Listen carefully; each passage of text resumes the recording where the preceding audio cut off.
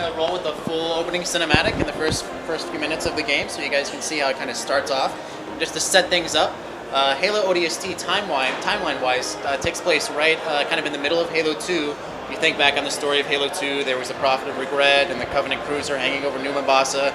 Master Chief chases him off the planet. This starts just before that happens, and so all throughout the story of ODST, the Chief is off the planet, not around. Opening cinematic introduces us to the squad mates of your little squad of ODSTs, all the different characters, and they are in a ship in high orbit above the Covenant cruiser, and they're planning an attack on the cruiser itself.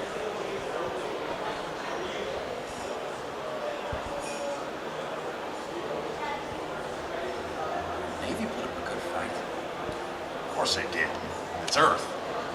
Better late than never. How about you show some respect, Romeo? Just saying, Dutch. They missed one. No, they left it for us.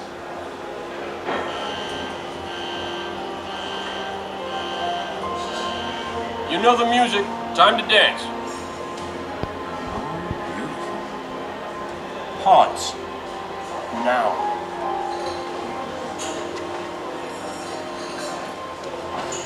Replacements? As many years in the war. At least they listen. To me. And they're not gonna like what they hear. Orders are orders. Come on, Veronica. What could be more important than that curiosity? My orders. And Buck, call me Captain. I'll pass on that dance. But you can't show me where to sit. What the hell kind of armor was she wearing? I don't know, Mickey. I wasn't looking at her gear. Seriously? Well, it gotta be close quarters. Exactly. Second to last. Right next to mine. You gonna tell us her name, Gunny? Ms. Naval Intelligence. Our new boss. So check your mouths, find your chairs, get set for a combat drop. What the hell am I supposed to do with this inside a Covenant ship?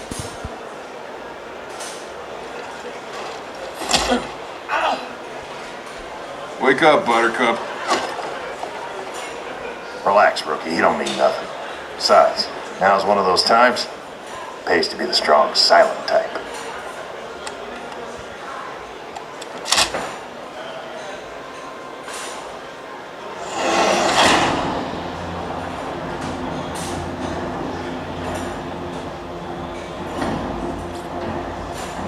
Latest intel reports the Covenant is amassing the carrier. Pulling back? Why? I'm gonna find out way up here. Troopers! We are free! And very me!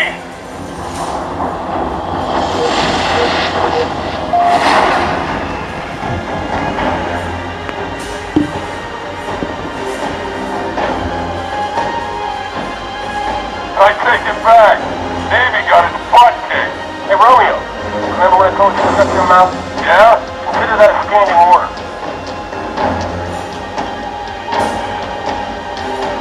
Captain, 15 cruise off the deck. Stand by to discuss trajectory. On my mark. What did he just say? Mark! We're way off course. We're heading exactly where I need to go. But we're gonna miss the carrier. Radiation! Covenant gonna set off a nuke? No, the carrier's going to jump.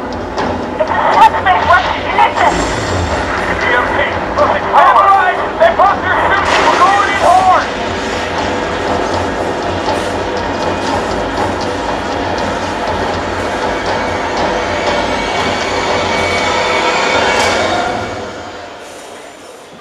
Kind of a rough landing for our friend the rookie.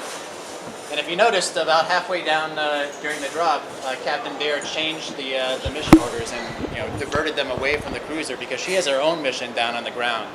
But unfortunately, the drop and the landing completely knocks the rookie out. He's unconscious for about 6 hours, and when he wakes up, the city is dark, it's night, it's raining, can't see his squad mates anywhere, doesn't know what happened to them, and honestly doesn't even really know the mission because Dare changed the mission halfway down. So the story of ODST is piecing together all the clues of what happened to your squad mates and figuring out what's going on. One other thing, just like all the other Halo games, our cinematics run completely in real time, and that allows us to do some fun stuff that pre-rendered cinematics don't let you do, such as the looking around in the pod during the drop sequence, and then also in all the languages that we ship, all the lip sync is programmatically matching up with each of the different languages. So that's something you'd never be able to do it with a real time, with a pre-rendered cutscene. So here we are, 6 hours later.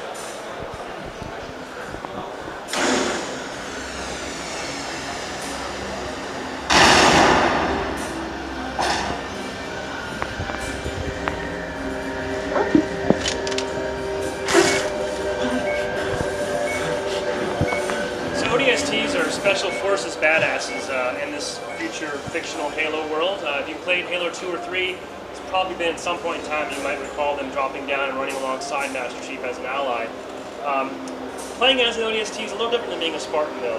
Right off the bat you might notice that your sort of view on the world is a little different. Your HUD is a little different to reflect the fact that you're not wearing Spartan armor. We don't have energy shields like Master Chief did. Instead, we have this bar up here that refers to our base stamina. And as you can see, it's a little bit low right now because we hurt ourselves. And it's not going to regenerate. The only way to get our health back is through more conventional means. In this case, there's some medical kiosks around the city that are still active. So if you've played Halo Combat Evolved, the health model in ODST is very, very similar to the way it was in the first game. Now, the city's been hit pretty hard between the Covenant invasion and the big split space explosion that we saw earlier. Most of the power systems are out, it's deserted. There's some parts of the city that are completely shrouded in darkness. But thankfully, the ODSTs have a trick up their sleeve called the visor. By pressing the X button, we turn on the visor, which is kind of a low light enhancement system, like a night vision, if you will. It also ends up being very useful for a target acquisition system. So we can see up ahead very clearly there's a Covenant patrol waiting for us, but it's a little harder to see in the nighttime. If we were playing a cooperative game, we would see our enemies in red and our friends in green. It's very easy from a distance at night to determine friend from foe. We also have two new weapons that ODSTs are equipped with. The first being this sound-suppressed submachine gun. It's a really good burst fire weapon for medium range encounters. My personal favorite, though, is the new pistol. And again, if you've played Halo 1 at all, you might recall the pistol there, how powerful and awesome it was. The ODST pistol is going to feel very, very familiar in that regard. It's lethal, it excels at headshots, and as fast as you can pull the trigger, you can fire off rounds.